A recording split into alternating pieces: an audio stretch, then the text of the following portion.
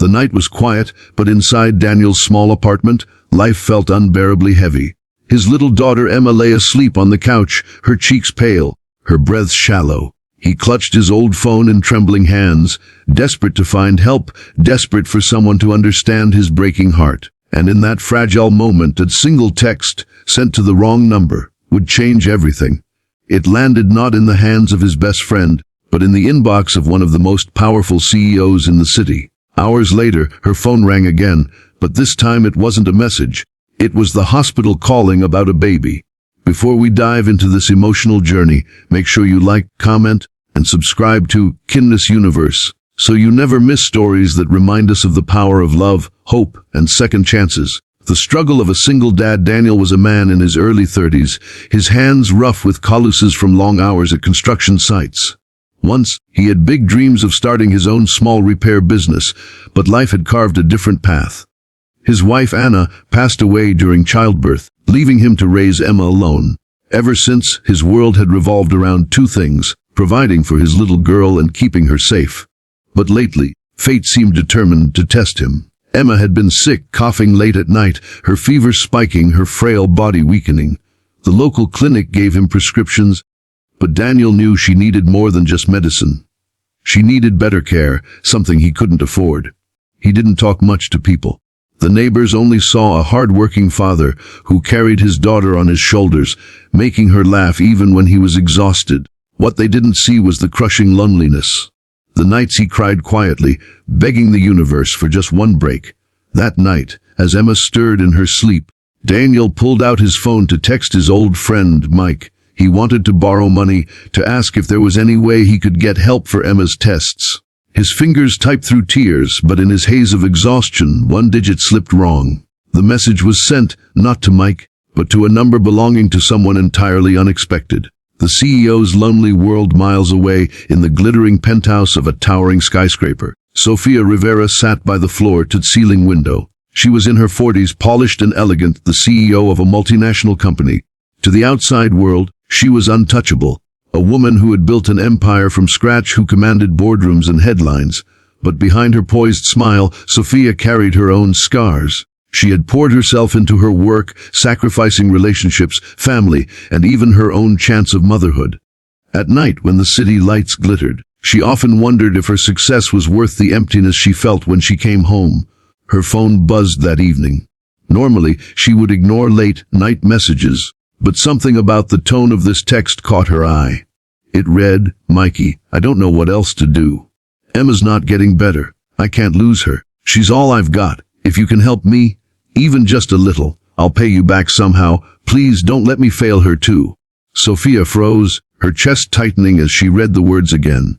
This wasn't business. This wasn't a wrong number spam. This was raw pain. She stared at the message, torn between deleting it or responding. Finally, she typed back, "I think you have the wrong number. But who is Emma?" Worlds collide. Daniel didn't notice the reply until minutes later. When he saw it, his heart sank. Shame flooded him. Wrong number. Of course, just another reminder of how alone he truly was. He almost didn't reply, but then his eyes drifted back to Emma's frail frame. He swallowed his pride and answered, "She's my daughter. She's sick. Sorry to bother you." On the other end, Sofia felt a tug she hadn't felt in years. The word daughter hit something deep inside her. She could have ignored it, but she didn't. She asked questions. What's wrong with her?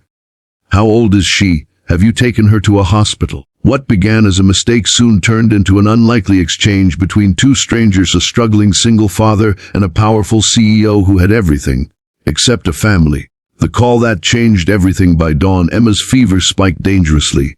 Daniel rushed her to the nearest hospital, holding her tiny body in his arms. His phone buzzed nonstop with messages from the mysterious woman who wouldn't stop asking if Emma was okay.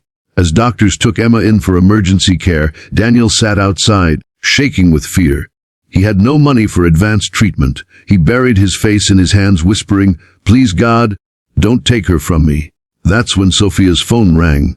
It wasn't Daniel. It was the hospital. They had traced her number from the emergency contact Daniel had written down in his panic. "Are you a relative of Emma?" the nurse asked. Sofia's heart skipped. "No, but yes, I'm her relative." "What's happening? The nurse explained Emma's condition and asked if she could come. Without a second thought, Sophia grabbed her coat and raced to the hospital, her car cutting through the city like an arrow. At the hospital, when Daniel saw Sophia walk into the hospital lobby, he was stunned. He didn't know what he expected, but it wasn't a woman who looked like she stepped out of a magazine cover. Yet, her eyes weren't cold. They were full of urgency, almost maternal. "I'm Sophia," she introduced herself. "The one you texted." Daniel blinked, speechless. "You came." "I had to," she said softly. "Where is she?" Together, they sat outside the ICU waiting. Hours passed, filled with stories. Daniel told her about Anna, about raising Emma alone, about the nights he worked double shifts just to buy her books and toys. Sophia listened, her chest aching. She told him about her empire, about the emptiness of boardrooms, about never having children. For the first time in years, she wasn't a CEO. She was just a woman, connecting with a father's broken heart. When the doctor finally emerged, relief flooded them both. "Emma will be okay," he said, "but she'll need ongoing care." Daniel's shoulders sagged. "I can't afford it." Sophia looked at him firmly. "Yes, you can, because I'll help." Healing hearts has turned into weeks. Sophia visited Emma often, bringing toys, books, and laughter. Emma, with her innocent smile, began to see Sophia as something she had never known, a mother figure. Daniel was wary at first. He didn't want pity, didn't want charity. But slowly, he saw that Sophia's intentions weren't about money. She genuinely cared. She didn't just save Emma, she was saving him from drowning in loneliness. One evening, Emma held Sophia's hand and whispered, "Are you my new mommy?" The question pierced Sophia's soul. Tears filled her eyes. "I'm someone who loves you very much," she said, glancing at Daniel, who silently watched from the doorway. Something shifted between them that night. An unspoken bond was forming, not out of convenience, but out of love, loss, and second chances. A new beginning. Months later, Daniel stood in the hospital garden, watching Emma run freely, her laughter echoing like music. Sophia stood beside him, her presence no longer strange but essential. "You didn't have to do all this," he said quietly. "I know," she replied, her gaze soft. "But maybe this is what I was always meant to do. Maybe I was waiting for you too." Daniel looked at her, his heart swelling with gratitude, with something more. Maybe that wrong text wasn't wrong after all. They smiled, and in that moment, the broken pieces of 3 lives began to fit together into something whole. Before we wrap up, if this story touched your heart, don't forget to like this video, leave a comment about what moved you most, and subscribe to Kindness Universe for more stories that remind us that miracles often come in unexpected ways. Closing message: sometimes, life leads us to people we were never supposed to meet. A wrong number, a desperate text, a call from the hospital. And yet, out of that chaos came healing, family, and hope. For Daniel, Sophia, and little Emma, fate had written a new story, one where loneliness was replaced with love and broken hearts found a home again. Because sometimes the mistakes we fear the most are the very things that save us.